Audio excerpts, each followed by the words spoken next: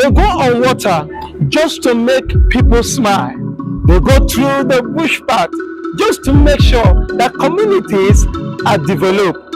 They engage with governments and high key stakeholders just to make sure that they make people happy. Sometimes they get sick, kidnapped, even threatened. Yet they enhance the voices of the vulnerables, persons with disabilities, women, youth, boys and girls. They take the message to the grassroots, but their voices are not heard. Voiceless Voices gives us a platform to hear and share the stories behind community development. I am Josiah, your anchor. Join us on our social media platform to hear the stories behind these community development.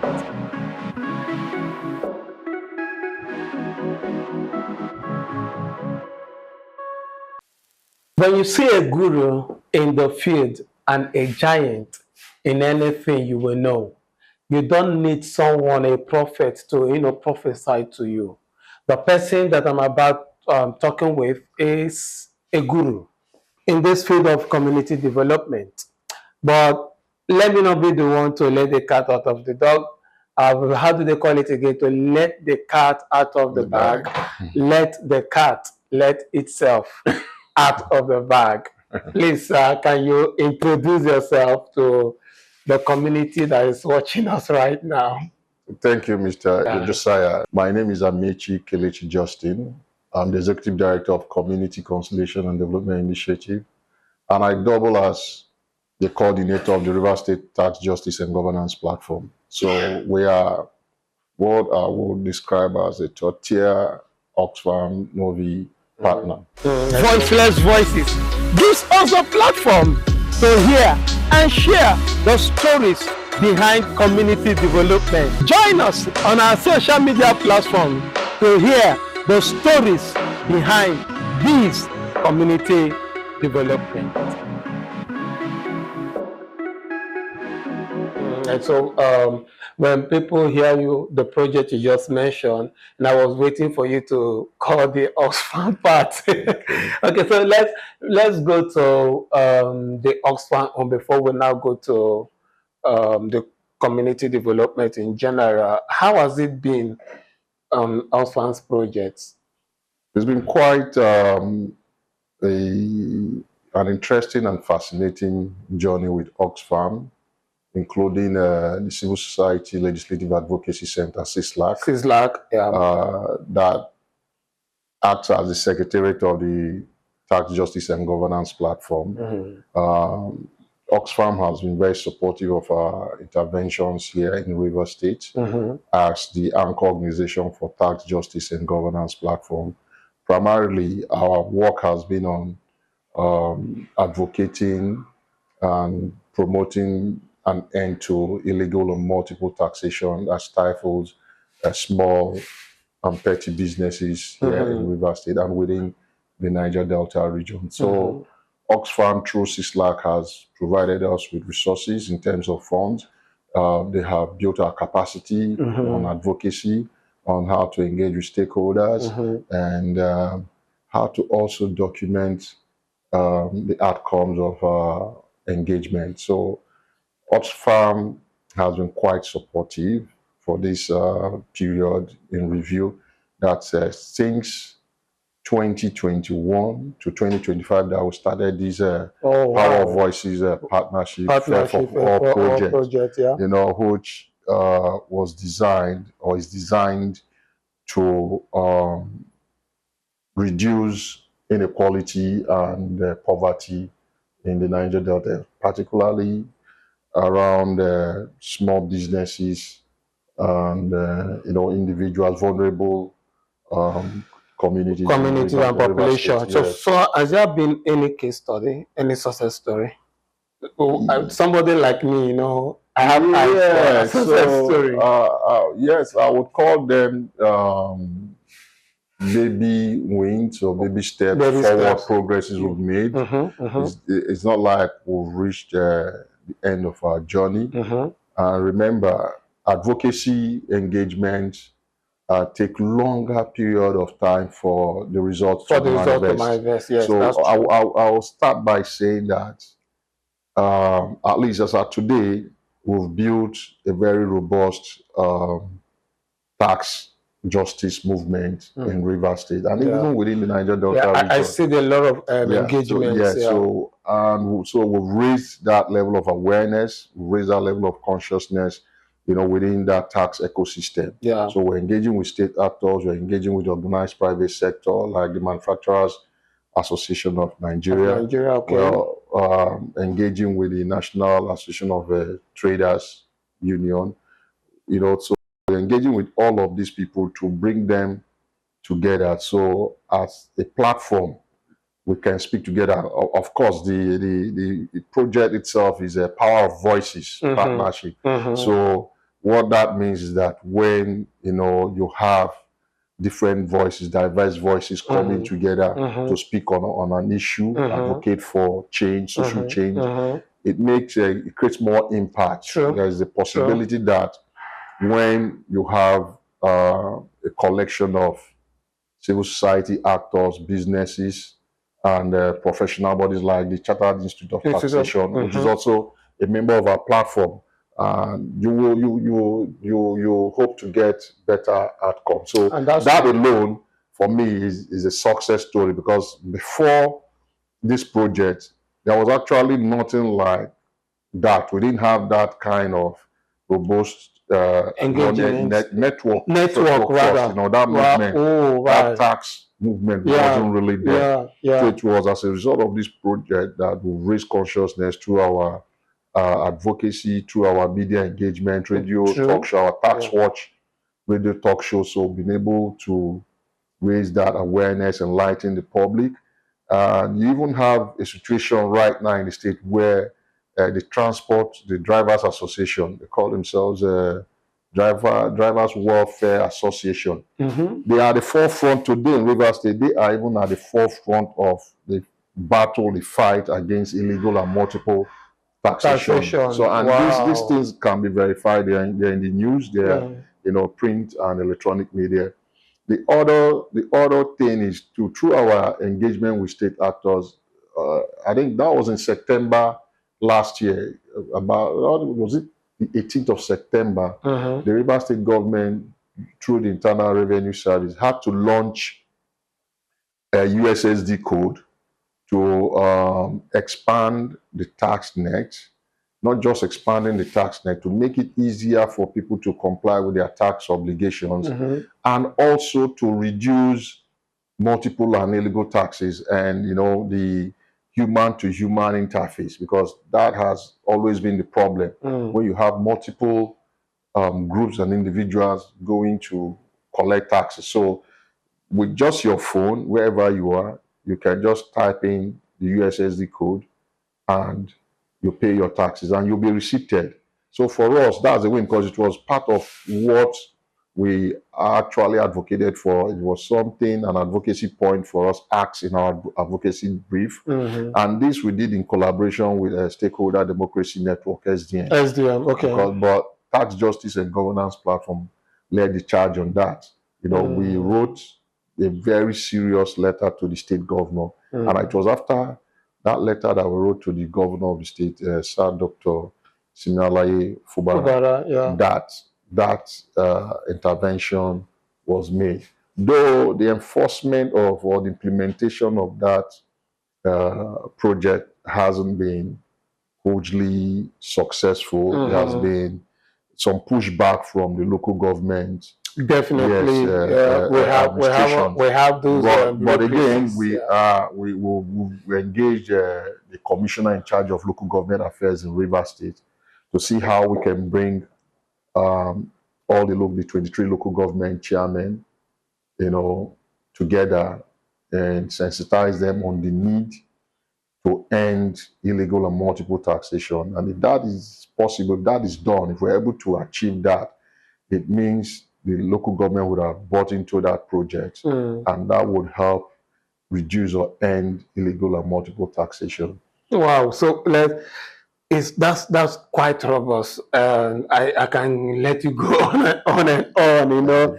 But let's go away from Oxfam now into the space, the community development space.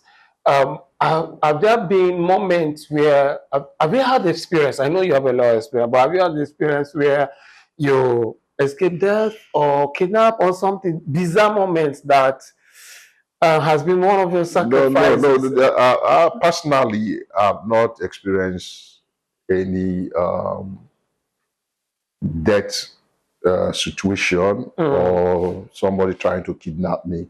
But I know that we've always had serious pushback from government actors. I wouldn't want to name names. Yeah. I remember when we organized the first tax workout and the first tax, roadshow in Rivers State. It was the Tax Justice and Governance platform that organized it. We brought all stakeholders from the market women, Ministry of Commerce, and all that. But a particular agency in charge of taxes, the big man there had to threaten us. In fact, they thought it was like a protest. They thought it was a protest, but we had invited them, but they felt, oh, maybe it was a pretext for protests against multiple and illegal taxes in the state. But as we went on the road walk, the rally, the road show, we were able to sensitize, and we had media presence. We had the road safety providing some form of security for us.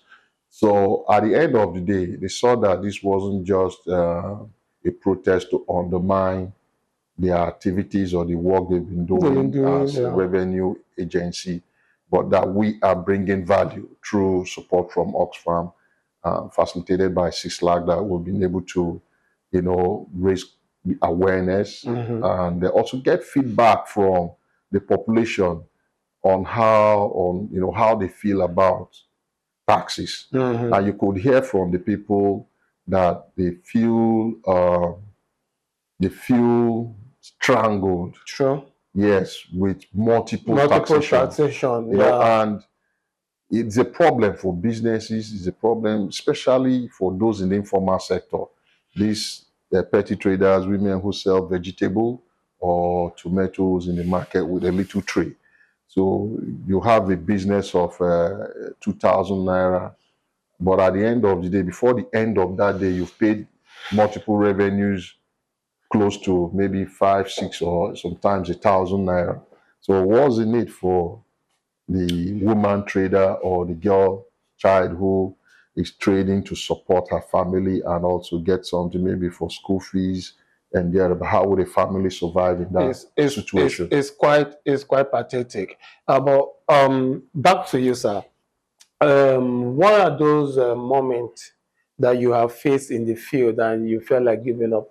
Yeah, it has happened severally, like the one I just spoke about when there were threats of we shouldn't do, implement our roadwork or roadshow on tax. Yeah. You feel like you're helping the people resources from a partner like Oxfam to do the hard work so that businesses can thrive.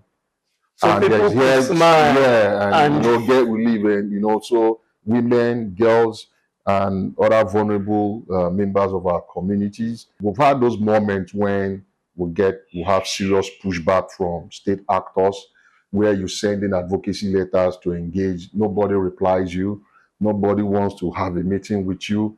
People, they just wall off. It makes it look like the effort you're doing, the resources you've collected from partners to get the work done, to create a better business environment, so that businesses could thrive, employ the teeming army of unemployed young people. That the state can even make more money to deliver social services for our citizens, and these people can't comprehend this, they can't understand this. So that can really be frustrating. That could even make you feel like you just need to end this and move on to something else. But when you realize that if you don't do this, you don't have really options. The society can get better, in terms of how many people would be ready to do the work you're doing? Because this is a non-profit work. It's almost like you don't earn anything from doing this So work. how emotional and mental taxing can this be? You know, because these are stories the community don't hear. They just feel like, oh, we come, we do this. The notion from some persons is that, oh, you're making all the money, oh, you're doing this, you're doing that, but they don't know how taxing it is. So how emotional and mental taxing can this be? This work is extremely mentally tasking, and sometimes it like takes Stress your away life. all your, all your energy, because one, you need to research, because if you don't research, you won't really be informed. You won't really have real grasp of what your work is, what you're supposed to do, how to engage. Yeah. You need to work with other people in terms of how they behave, understand, relationship management. Yeah. You need to understand people, how to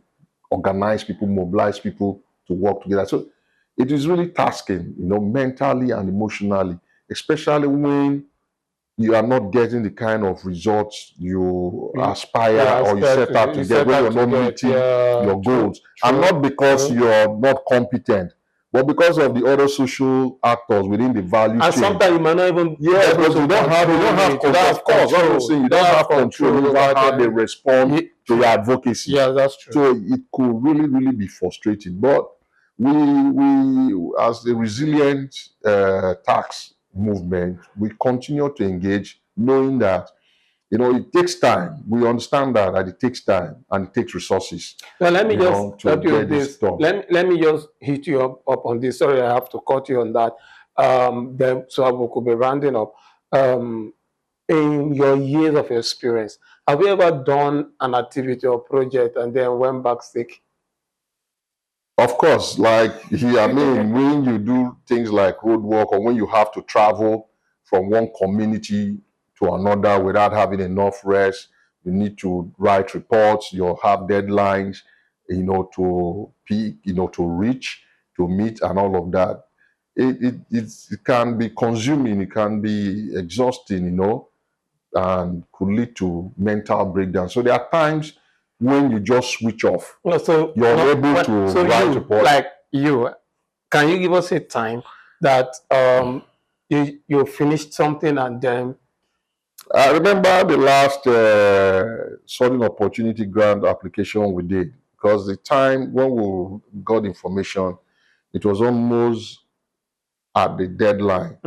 So we're working around the clock, to meet the deadline and submit our application. And so thankful to Oxfam that application was successful and we had access to some resources. So at the end of that process, I felt because you need to generate your materials for the proposal, you do the financials, the budget and all of that. Even in times of implementation, when you now get the resources, in most cases, the time frame, and that's something we need to really begin to look at in our work relationship with Oxfam and Six Flag. And not just Oxfam, not just most partners. Partners. By the time you get the resources, maybe is a 6 months or 1 year program. You've qualified to get the grant, but in most cases, the grant comes very late. And you need to begin to walk around the clock to make sure you deliver before the end of the budget or the project cycle. And they are not ready to move. No extension. No. You must meet up. 2 months. In fact, like this project we're doing now, these amplifying voices, the impact, trying to mainstream the impact of the Power Voices partnership for all activities we've done. You could see that by December, in fact, by this end of this November, the project would have, ended. The project is supposed to come to a close in November in terms of activities, and by December you should put in all your reports.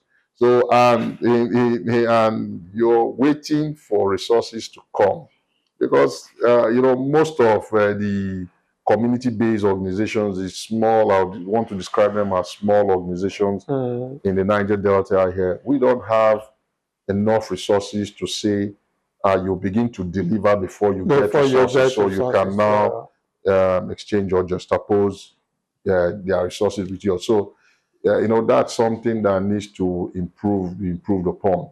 The time when organizations get grant and the time to begin implementation. That gap needs to be closed to enable partners deliver, effectively their interventions. Okay, so in say 30 seconds or 1 minute, I'll just use this as your closing remarks. What have you learned in the process in all of this, not just about the tax project, but in your entire... So it's been a teaching experience for me and the members of the Tax Justice and Governance platform. One lesson I learned is that when you're building a movement, you learn to build it with others. You plan and execute with others, and you try as much as you can to be transparent and accountable to your network members and your partners.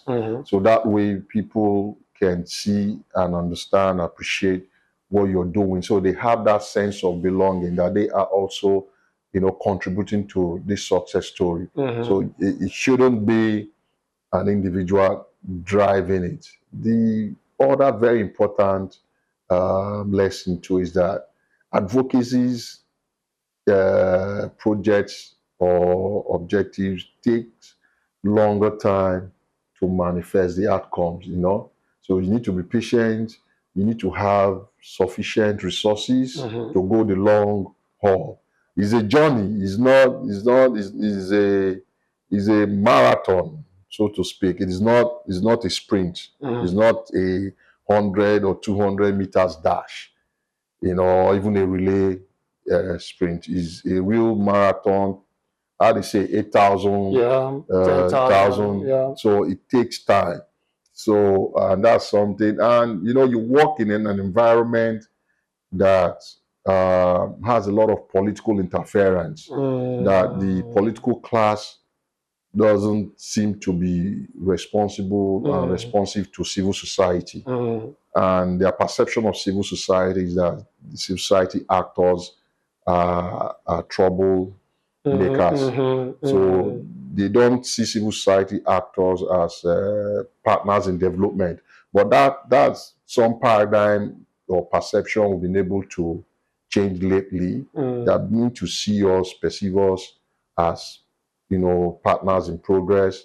And they are subtly and gradually embracing our advocacy. Maybe also because we've learned from Oxfam better ways to engage. Our strategies have changed. So you bring them to trainings, you build their capacity, you make them say come to speak to their own side of the story, tell their own stories too on air when you have radio shows. So that makes them believe that your intentions are good for society. So there has to be clarity in what you're doing.